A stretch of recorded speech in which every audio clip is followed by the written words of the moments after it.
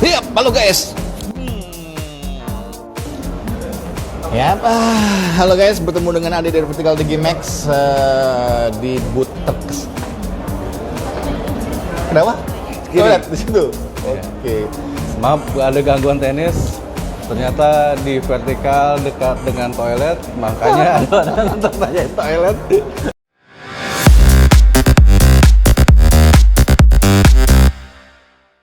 Jadi teman-teman, Suara jelas. oke, kita buka booth dikasih oleh Krista, matur nuwun sangat di pojokan lah ya kita ya. Kan paling stand paling kena banget gitu loh. Oke, gimana Om? Untuk hari kedua nih kira-kira. Hari kedua ini strateginya harus memasang 442 itu bola apa 442. Oke. Tapi kelihatannya hari Jumat nih insya Allah sih makin crowdnya nambah deh. Nah, oke. Mungkin hari pertama kan pembukaan segala macam. Hari kedua ini terlihat dari para eksibitor udah nyiapin mesin-mesinnya buat jalan powerful. Oke. Terus?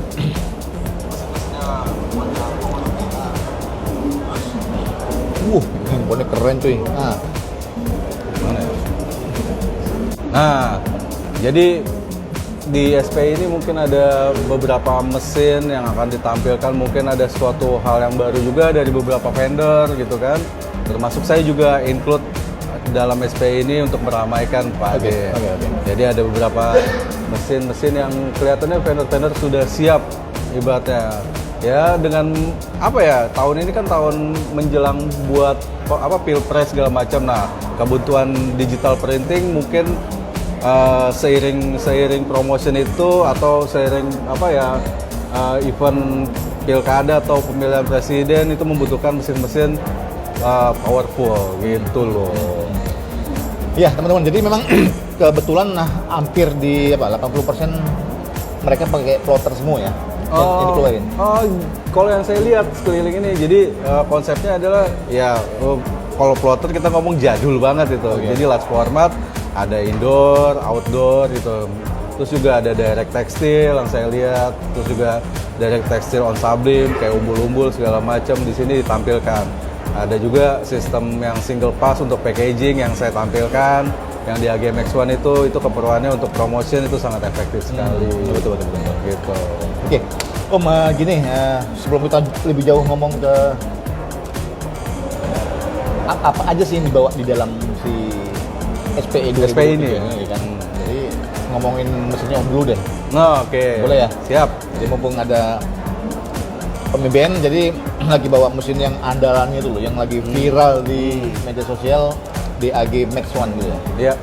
Coba kita dikit dong tentang si DAG Max One ini gimana sih? Oh, iya, DAG Max1 itu sebetulnya teknologinya adalah teknologi single pass. Biasanya gini, kalau kita bicara ngomong teknologi single pass, printing yang pada umumnya adalah headnya bergerak kiri kanan ya, Mas Ade ya. Kiri kanan ya dengan sistem unidirection atau bidirection. Nah, si single pass ini headnya itu statik. Jadi head yang diam. Head yang diam, medianya yang berjalan. Makanya speed yang di AGMX1 itu dia bisa sampai 20 meter per menit, bahkan bisa sampai 40 meter per menit. Jadi ibaratnya offset digital lah gitu. Kalau offset kan memang membutuhkan film untuk kalibrasi segala macam. Nah, kalau dengan sistem digital kita bisa ada file PNG, JPEG, TIFF, itu bisa langsung di-convert dan langsung dicetak. Oh, oke. Kira-kira nih bahan apa sih yang bisa masuk ke dalam untuk dicetak? Nah, kalau untuk si DAG-MX1 itu memang keperluannya adalah buat packaging. Packaging itu kayak cardus corrugated yang ibaratnya sudah berbentuk lembaran atau yang sudah dibentuk itu bisa di-print. Oke. Karena ketinggian si printhead itu bisa sampai 10 cm. Jadi dia bisa print 10 cm. Turun naik. Oke.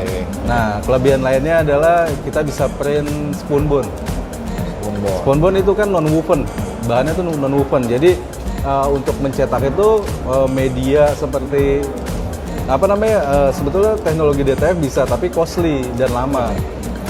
Kalau konsepnya si DAG-MX1 itu dia direct printing, jadi lewat langsung tinggal langsung lewat. Tapi ada proses curing ya terakhir ya, pasti ya tentunya buat fiksasi, buat ngeringin tintanya. Oke. Kayak gitu. Cuman untuk kategori mesin gitu cepet banget ya, seru Iya, gitu 20 meter per menit. 20 meter per menit konveyornya. kan. 20 meter per menit. Kalau dibagi berarti kok satu bijinya Ah. berapa detik lah jadinya? Bisa 2-3 detik kok. Media cetak. 2-3 detik. Berarti kalau gambar itu tergantung juga kayak gede kecilnya gambar. atau gimana? Ya, pokoknya se-4 lewatan itu ya sekitar 1-2 detik udah selesai. Nah, Selesai. untuk gambar sendiri pengaruh nggak? Misalnya Enggak, gua nggak pengaruh. Gede atau kecil, ajar gitu. Ya, pokoknya ukuran A4 itu mau gede mau kecil itu sekali lewat aja. Yes. Jadi teman-teman kalau memang penasaran nih ya, kira-kira saya juga penasaran sebetulnya gitu. Ini bahan lah ya, bukan barang, Iya. kan bahan. Jadi bahan set masuk sur gitu ya. Iya, betul. Sistemnya conveyor. Oke. Di sini juga ya sebetulnya teknologi ini jatuhnya ke industrial Mas Ade, yang kayak misalnya labeling kayak misalnya Epson tuh yang seri L6 itu juga sebetulnya udah menggunakan sistem single pass. Jadi di mana dia speed yang bermain. Nah, arah industrial digital printing mungkin arahnya nanti ke situ juga. Kedepannya ya, entah itu 2 tahun, 3 tahun, tapi akan speednya seperti itu. Baik nanti Sublime atau apa namanya UV, Oke. akan menggunakan single pass sebagai sistem printingnya. Oke. Kedepannya ya, Kedepannya. itu udah pasti. Nah, kita membuka wacana aja si Diagem X1 itu bahwa teknologinya ini akan seperti itu kedepannya. Tapi yang saat sekarang ini diusung adalah yang packaging atau yang buat print di cardus corrugated. Nah, itu bisa sekali jalan. Gitu. Oke. Kayak gitu konsepnya. Oke teman-teman, ini udah hari kedua. Jadi ada tinggal 2 hari lagi, diwajibkan atas kamu harus hadir di SPE karena kebanggaannya Surabaya lah ya. Oh iya, ini event terbesar Betul, lah. karena di Surabaya Printing Expo namanya. Oh iya, Surabaya Printing Expo. Jadi kebanggaan orang Surabaya gitu loh. Bukan SPJ. Iya, betul. Nah kira-kira nih, dari tadi kemarin masuk nih, Iya. itu apakah yang menarik di antara dari vendor-vendor yang lain? Menurut kamu kira-kira nih? Sebetulnya di sini sih ngelihat kayak ada mesin apa ya? Kayak Asagrafia kan ada kan kemarin di eventnya besar. Terus juga ada si Perdana Konica Minolta. Itu kan mesinnya lumayan harganya tinggi ya, Mas Ade ya. Tapi ya di samping itu ya ada varian-varian digital printing lainnya yang mengangkat banyak mesin yang sekiranya saya lihat sih banyak yang baru sih, perlu dilihat, makanya harus datang ke SPE. Kayak misalnya ya ada juga mesin-mesin finishing percetakan juga ada saya lihat tadi. Jadi komplit banget ini di SPE, jadi wajib datang. Nah itulah. Tapi ya wajib datang ke booth vertikal sebelah toilet sih sebetulnya. Nah kira-kira gini, ini kan udah full banget ya. Sampai kita orang-orang media tuh sampai keluar nih, Iya. ya kan? Itu kira-kira imbas apa sih kira-kira? Apakah ada sesuatu yang besar besoknya sampai itu penuh banget nih? Gini Full. Mas Ade, ini juga saya ngeliat di dalam ya. Di dalam tuh sebetulnya kayak ada ruang VIP. Dia ngebuat parkiran luar, dibuat meja VIP saking penuhnya exhibition yang sewa di dalam ini. Mas Ade juga lihat kan tadi kan. Nah itu dibuat ruangan untuk VIP untuk makan. Jadi vendor-vendor ini sangat antusias banget. Nah, medianya sampai keluar segala macam. Saya lihat nih, kalau bisa lihat samping ini banyak yang antri nih Mas Ade nih. Ini berarti SPE ini sukses banget acaranya. Betul. Selamat buat SPE lah ya. Iyalah. Karena kemarin juga waktu si Om Daud waktu buka pertama awal tuh penuh dah Grand City. Wow. Luar biasa banget gitu. Nah, kalau memang kamera bisa ke sana, itu ngeliat tuh ada barisan 3 baris ke ujung. Iya. Ya kan? Penuh. Jadi teman-teman kalau memang nggak hadir untuk hari ini, besok atau kapan, itu selesai sudah ya. Iya. Ya. Nah, kira-kira gini. Kira-kira dari yang bertahun-tahun SPE dibuat di Surabaya gitu kan ya. Itu ada perubahan nggak kira-kira? Mereka ada lebih baik lagi, atau memang ada service yang lebih baik lagi gimana? SPE yang selama kita pantau ya kan COVID kan 2020 ya Mas Ade ya. 2020 dan waktu itu juga saya sempat yang 2021 2022 ini kayaknya kelihatannya sih orang sudah berani untuk keluar, Oke. orang udah berani untuk ibaratnya mau melakukan ya bisnis inilah gitu, karena semuanya udah berjalan dengan hampir emang stabil sih gitu. Jadi ngelihat peluang apa lagi di SPE atau mesin terbaru atau apa gitu ya, makanya sok datang gitu. Ini kelihatannya ada peningkatan dari tahun ke tahun saya lihat, Mas Ade. Oke. Nah kira-kira nih ya, untuk vendor-vendor sendiri jualannya pada banyak nggak ya? Kemarin kan kita lihat sendiri lah, ada mungkin dengan PT Gading Murni dia membawa gongnya bunyi berapa kali. Nah itu kan bisa menjadi barometer gitu kan. Dan sebelah kiri juga kan dia membawa gong juga gitu kan.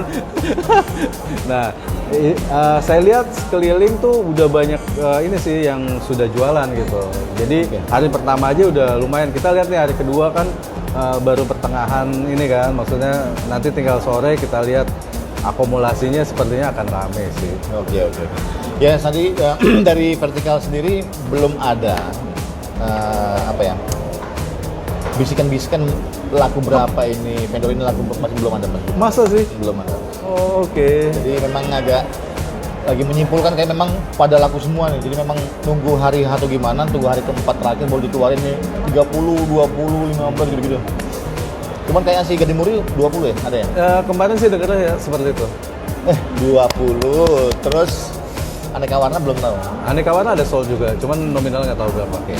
Kayaknya sama Primet kali ya. Iya, Primet juga ada. Soalnya dari kemarin aduh dong dang gitu. Jadi teman-teman harusnya ngeliat tuh, dong dang, aduh keren. Ya, itu makin semangat lah kita ini ya.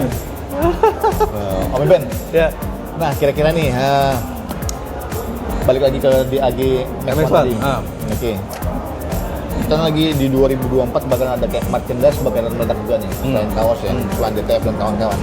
Kira-kira apa yang dihasilkan sama DAG MX1 untuk di perhelatan itu kira-kira?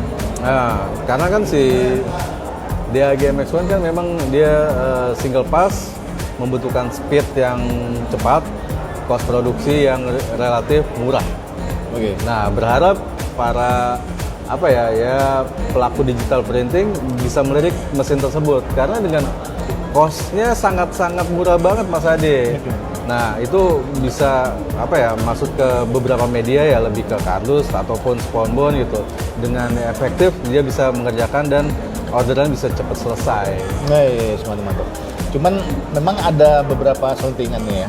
Yap. Jadi memang kalau di perhelatan kayak acara besok gitu, kayak presiden, ya kan, DPRD, DPR, MPR, gitu pemilihan gitulah ya, pemilihan lah ya. Pemilihan, Itu memang mereka butuhkan adalah nomor satu, murah, kan gitu kan? Ya. Betul ya?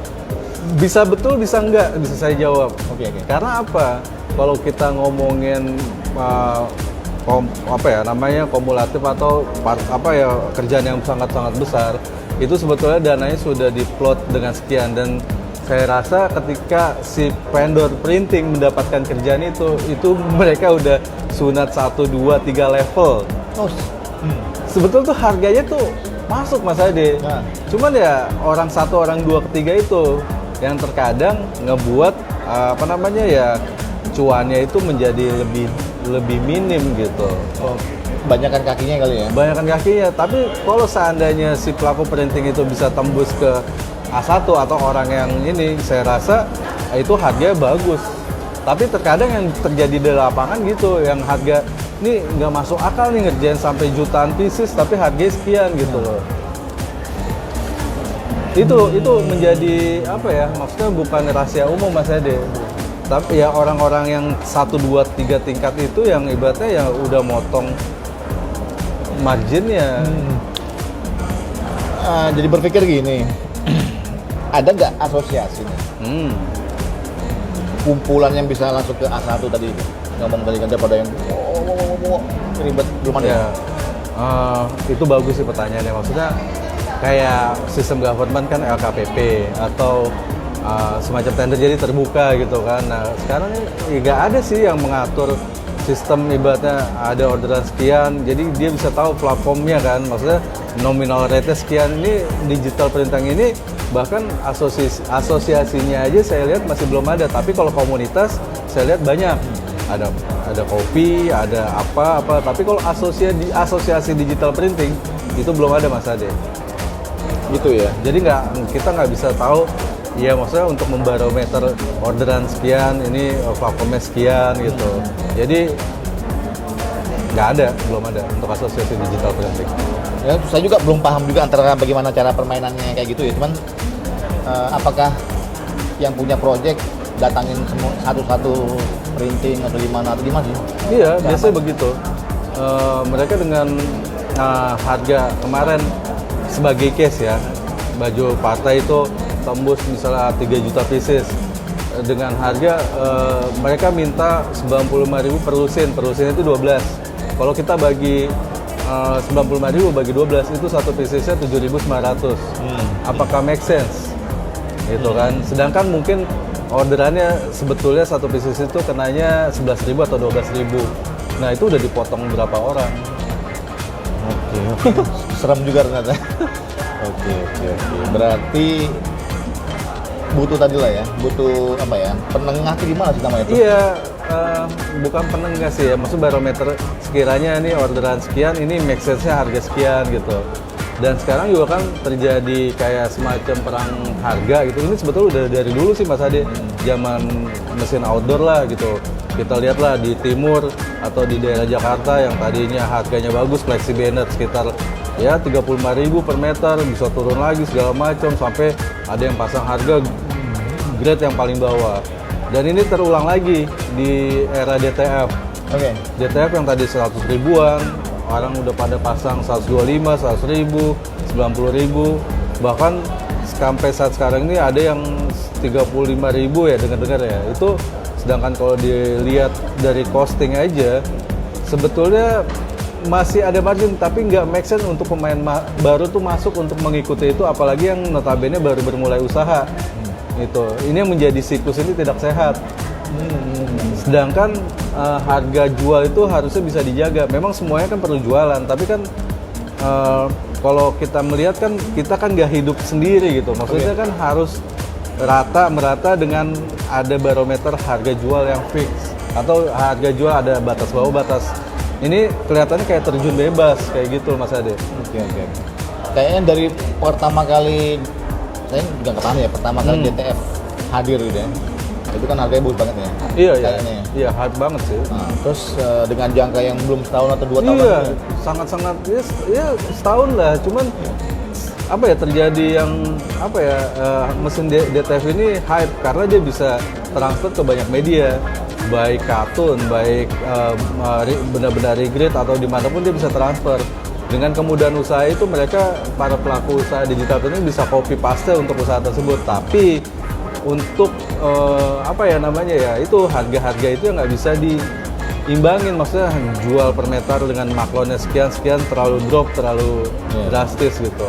Yang harusnya bisa dijaga harga tersebut meskipun bahan baku memang semakin murah, tapi kan sebagai pengusaha harusnya berhitung secara linear ke depannya untuk pengembangan, bukan hanya sebatas ini margin, tidak menghitung apa ya faktor X atau hal-hal untuk pengembangan itu yang nggak dipikirkan oleh pengusaha digital printing. Iya betul. Jadi ya ini dilematis sih, tapi saya tanya kenapa memasang harga paling rendah ya, kalau nggak gini nggak bisa untuk apa ya bersaing. Tapi kan itu kan pertanyaan yang apa ya jawaban yang klasik menurut saya. Maksudnya setiap orang bisa melakukan hal yang sama lah. Ketika kita ngomong price war, berbicara tentang apa ya perang harga, orang yang tidak berpendidikan atau orang itu pasti tahu lah toko sebelah sekian dia bisa nurunin sekian dengan harapan customer bisa berpindah. Tapi kan nggak begitu juga cara mainnya. Kita bisa ngasih semacam ibaratnya servis lebih atau konsisten terhadap cetakannya yang ibaratnya betul-betul konsisten ya, tidak berubah dan kualitas yang bagus. Saya rasa price war itu sih bisa ditekan sih, maksudnya nggak mesti selalu jomplang harga gitu. Karena ini yang terjadi sih Mas Ade di semua lini lah. Kita ngomong ini kan samplingnya DTF ya, mungkin ada yang bermain di area A3 plus juga atau area Sublime juga, itu cara bermainnya sama, maksudnya bermain dengan harga yang relatif paling murah. Oke. Paling murah Aku dengar bahasa paling murah serem juga ya. Iya, karena ya itu nggak ada yang bisa dilakukan lagi gitu. Harusnya kan mereka keluar dari paradigma itu. Maksudnya apa yang harus ditingkatkan dari kualitas cetakannya, atau mereka bisa membuat produk yang sekiranya tidak sekedar untuk jasa cetak saja gitu, tapi membuat produk dengan margin yang lumayan gitu. Nah, mungkin kira-kira nih setelah terjun bebas, kira-kira ada nggak yang buat kayak misalnya kita buat harga baru untuk standar yang lebih tinggi? Itu bisa nggak teman-teman juga pada dukung semua ini kira-kira? Jadi istilah dalam ekonomi ya ada bottleneck. Jadi ibaratnya gini, pricing war pricing atau perang harga, behavior customer itu akan berlaku di titik balik, dia akan mencari kualitas. Tapi harga murah itu nggak bisa dihindari untuk saat sekarang ini, karena kita dibentuk dengan era saat sekarang ini, Mas Ade. Kenapa saya bilang begitu? Ya, welcome to the marketplace, kayak Shopee, kayak Tokopedia gitu. Dimana saya lihat ini, kita beli, gini lah sampelnya lah, kita beli rokok di warung berapa, Mas Adi? Bisa Sampur Lamil sekitar 33.000.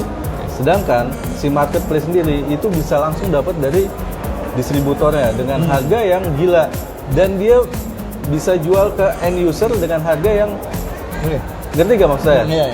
Jadi udah kepotong gitu. Nah itu eranya saat sekarang ini gitu.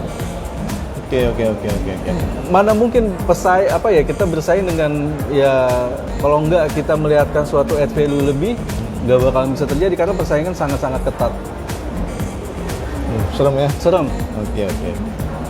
Jadi kan gini nih, kalau dulu kan ada kualitas, ada harga. Ya betul. Ya kan? Apakah nanti ini juga mengikuti dengan kualitas yang bagus, dengan kuantitas yang besar, dengan harga yang bagus gitu mungkin kali ya? Ada juga nggak kira-kira untuk menuju ke sana? Mau bagus, tapi nggak bisa cepat. Oke. Mau harga, istilahnya kan ada kan rumor seperti itu kan? Mau bagus, nggak bisa cepat, nggak bisa murah. Iya. Ya kan? Mau murah, nggak bisa cepat, nggak bisa bagus. Sekarang maunya mau murah, mau cepat, dan mau bagus. Nah, kira-kira itu untuk hampir semua orang kalau ditanyain begitu pasti milih yang nomor 3. Iya. Cepat, murah, bagus. Kira-kira untuk vendor sendiri mampu nggak untuk ngikutin hal-hal kayak gitu?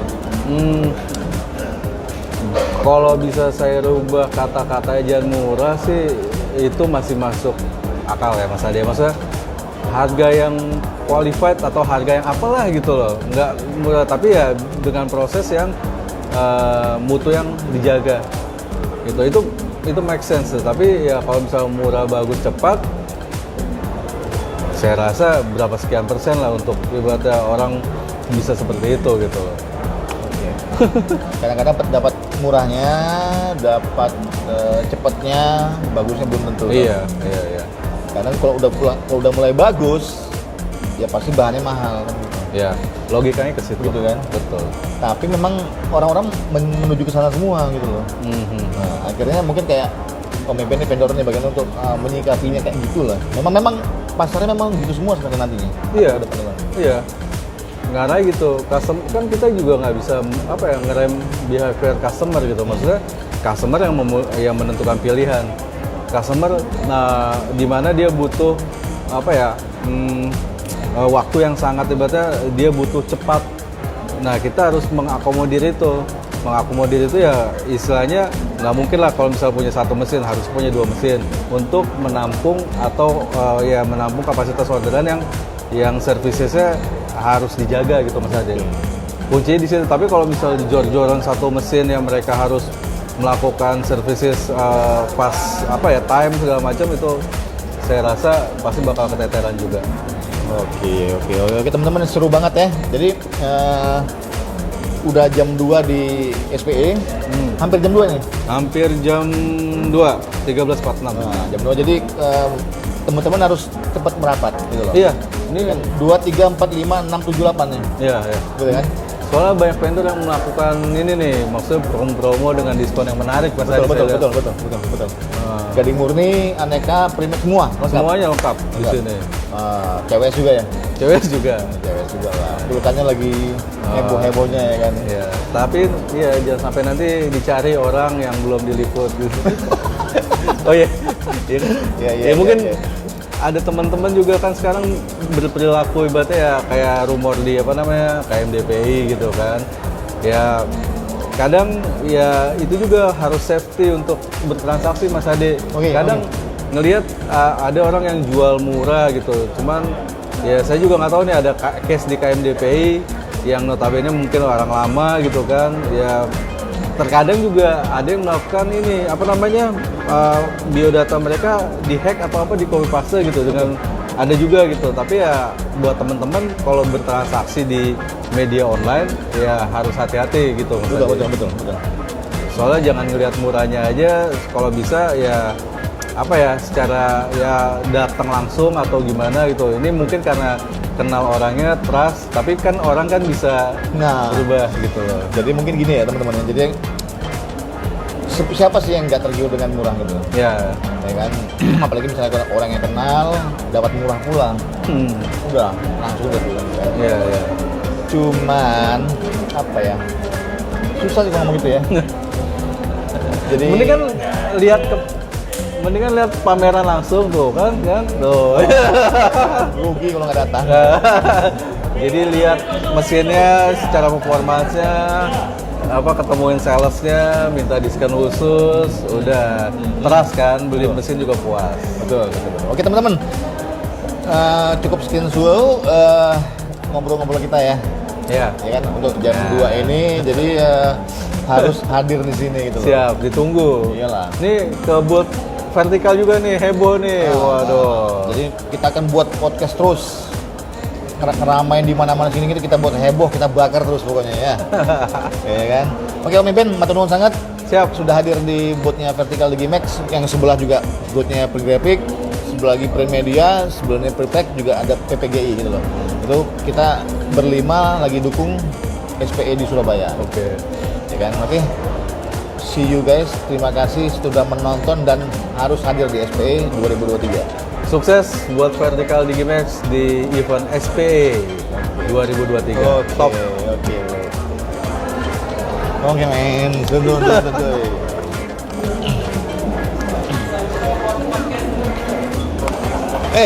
Belum gue juga, ya kan?